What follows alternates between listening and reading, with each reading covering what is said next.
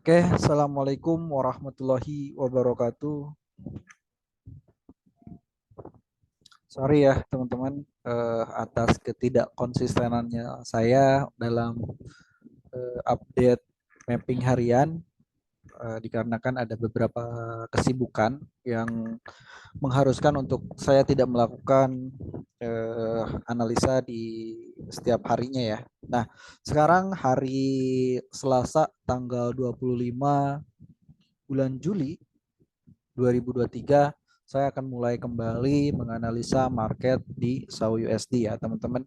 Kita perhatikan di time frame H1 teman-teman, di mana kemarin ada news tetapi dia malah melakukan penurunan ya, sedangkan newsnya itu negatif untuk dolar. Nah, sekarang kita perhatikan teman-teman, kalau misalkan ini diperbesar ya. Nah, di sini ini menuju atau target kenaikan hari ini karena kita analisanya terlalu siang. Jadi harganya udah jauh dan kita tandai yang candle bullish ini ya teman-teman, di mana candle bullish ini dia menciptakan order block di time frame H1 ya.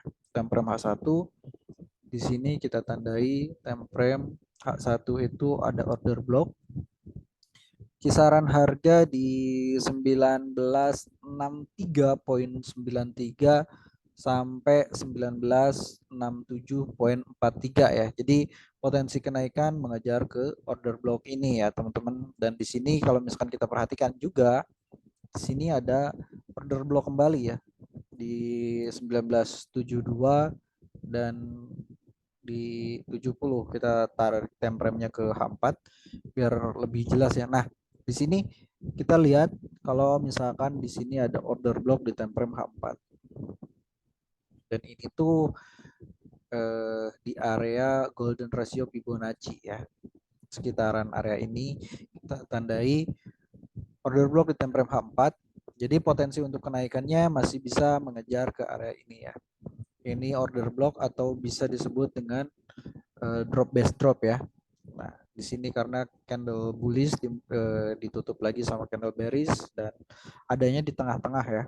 Nah, teman-teman, kalau misalkan kita perhatikan juga menggunakan Fibonacci retracement, di sini ini ada level golden ratio-nya, kita tarik dari resistennya ke supportnya yaitu di sini. Nah, kenapa supportnya itu sekarang bisa ditarik karena ini ada pola pembalikan ya. Fibonacci bisa dilakukan penarikan ketika ada pola atau indikasi pembalikan arah. Nah, di sini bisa lihat teman-teman juga ya, kalau di time frame H4 ini ada yang namanya bullish engulfing ya. Makanya dari itu kita tarik Fibonacci retracement dari 1987.48 tarik ke 1952.87, maka di sini menghasilkan golden ratio di 1974.26 sampai 1970.17 ya. Nah, ini area golden ratio Fibonacci-nya ya. Kita akan gabungkan jadi di sini order block di time frame H4 dan di sini saya udah langsung tekankan kalau misalkan di sini udah masuk ke golden ratio untuk ambil posisi sell-nya ya atau zona sell-nya ya teman-teman. Perhatikan ya teman-teman, ini adalah area sell-nya ya untuk SAU USD hari ini ya. Karena nah di sini juga kalau misalkan dilihat di time frame H1, kalau misalkan harga dia tidak mampu nge-breakout di time frame H1, ada order block juga, kita seperti biasa menunggu konfirmasi. Baru kalau misalkan udah ada konfirmasi, baru kita bisa entry sell ya. Tapi kalau misalkan tidak ada konfirmasi, maka kita tunggu di area atasnya ya, di area order block di time frame H4-nya. Kita tunggu area ini dan potensinya bisa mengejar ke 1940 ya, ke golden ratio atau order block di time frame H1 ya. Jadi potensinya masih bisa mengejar ke area ini. Jadi kalau untuk XAU sih masih kayak gini ya.